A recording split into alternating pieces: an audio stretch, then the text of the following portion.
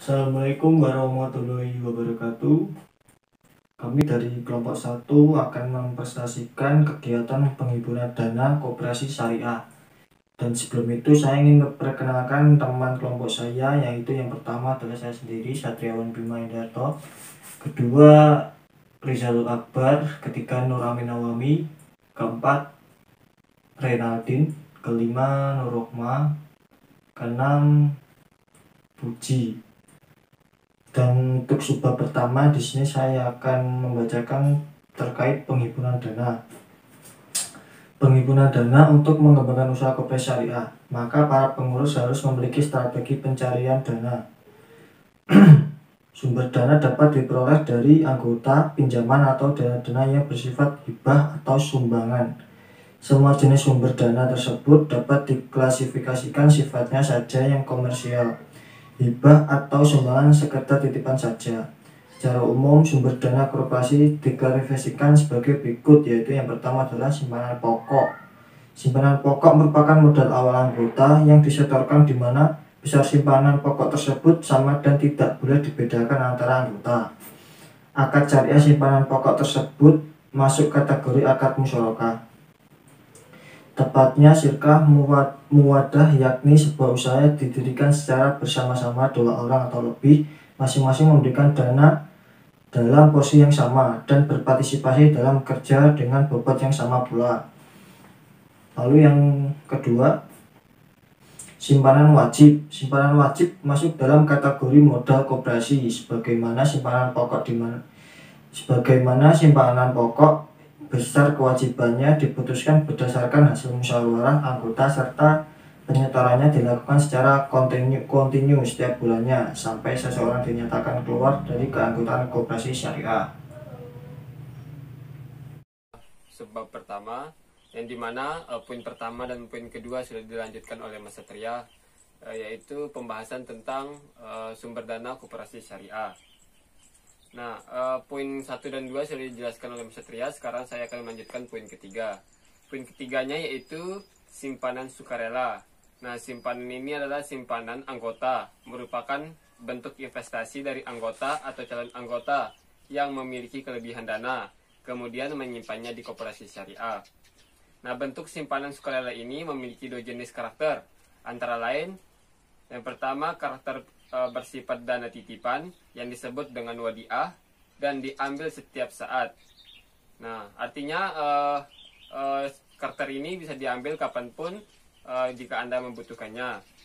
Nah, kemudian karakter kedua yaitu bersifat investasi yang memang ditujukan untuk kepentingan usaha dengan mekanisme bagi hasil atau mudharabah, baik itu revenue sharing, profit sharing, maupun profit and loss sharing. Nah, kemudian poin yang keempat yaitu investasi pihak lain.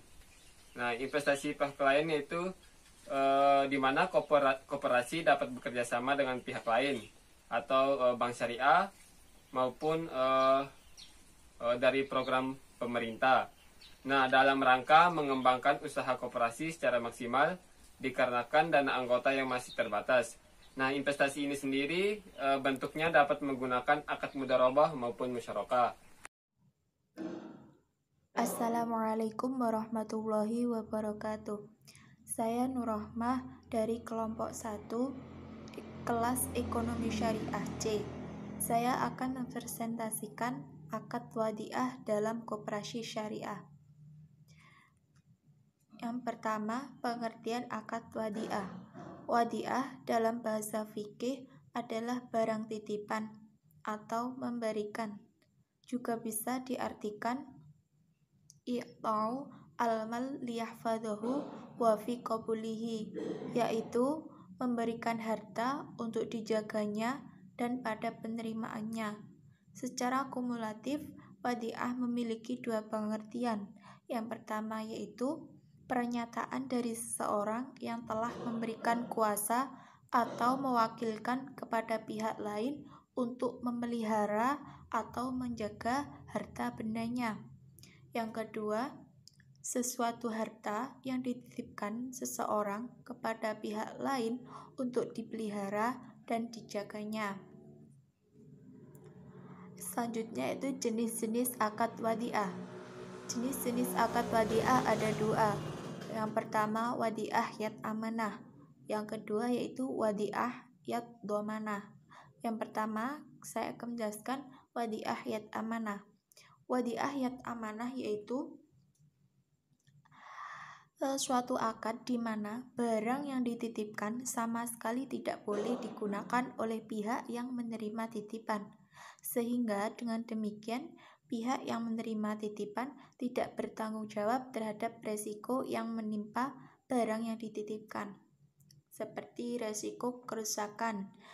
Itu pihak penerima barang tidak bertanggung jawab atas kerusakan tersebut. Penerima titipan hanya punya kewajiban mengembalikan barang yang dititipkan pada saat diminta oleh pihak yang menitipkan secara apa adanya. Jika ada kerusakan, ya berarti dikembalikan apa adanya. Untuk selanjutnya, saya Puji Astuti Maftuhah akan melanjutkan penjelasan dari Mbak Nur Rahmah, yaitu tentang wadiah yad domanah.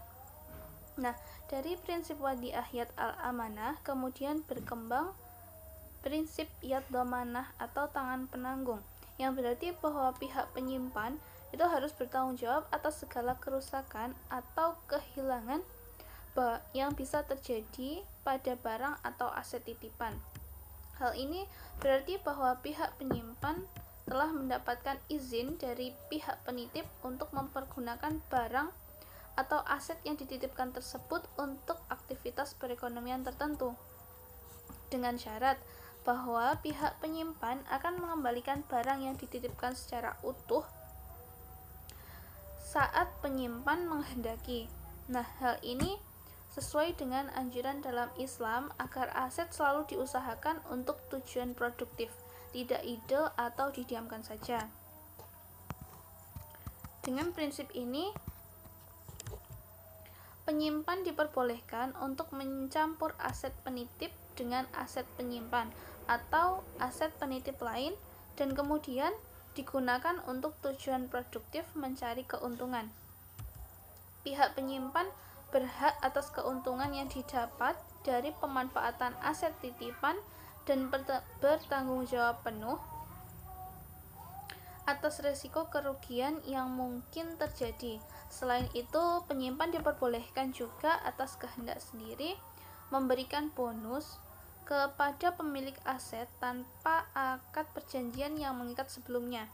Dengan menggunakan prinsip yad domanah, akad seperti ini disebut dengan akad wadiah yad domanah, yang mana dijelaskan dalam skema berikut ini. Nah, itu.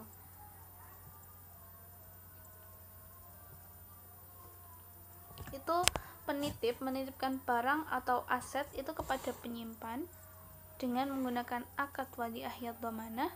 Kemudian penyimpan itu memanfaatkan barang tersebut untuk kemudian dibagi hasilnya kepada penitip. Kemudian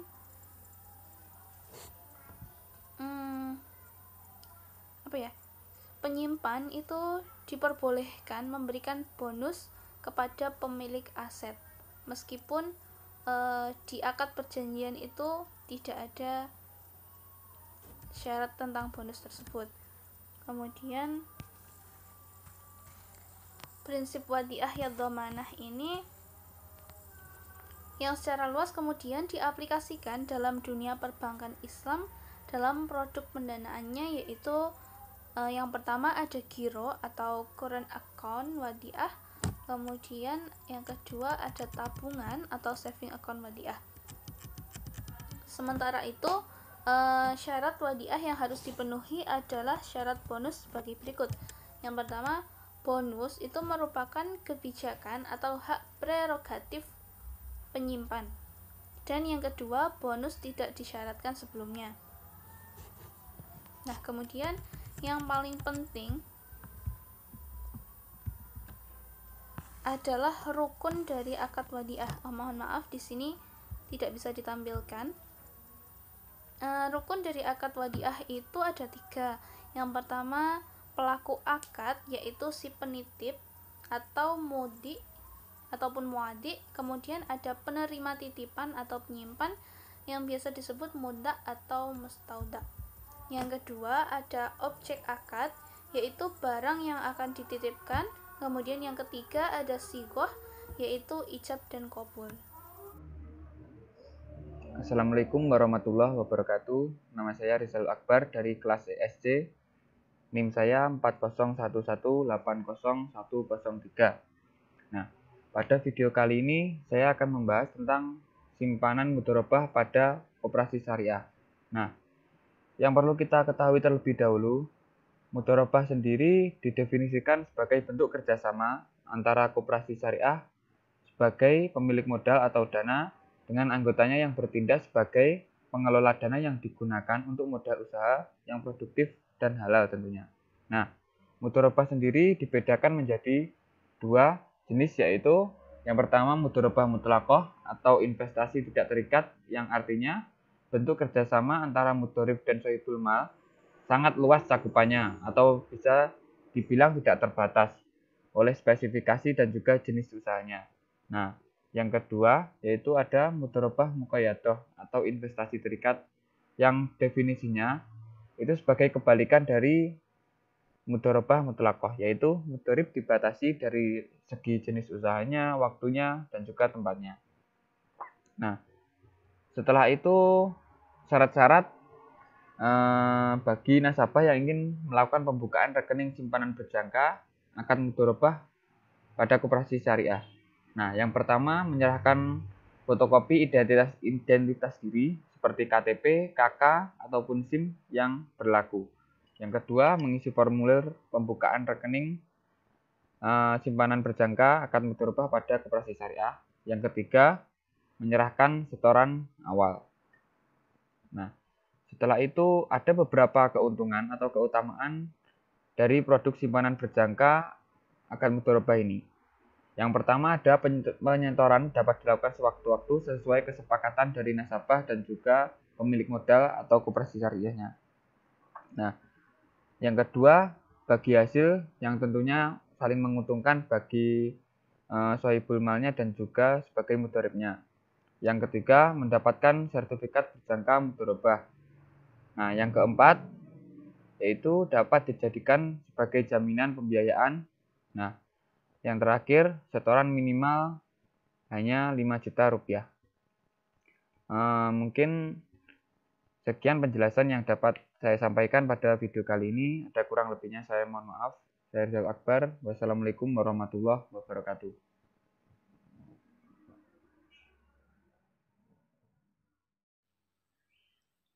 Yang selanjutnya ialah penghimpunan dana berbasis jasa.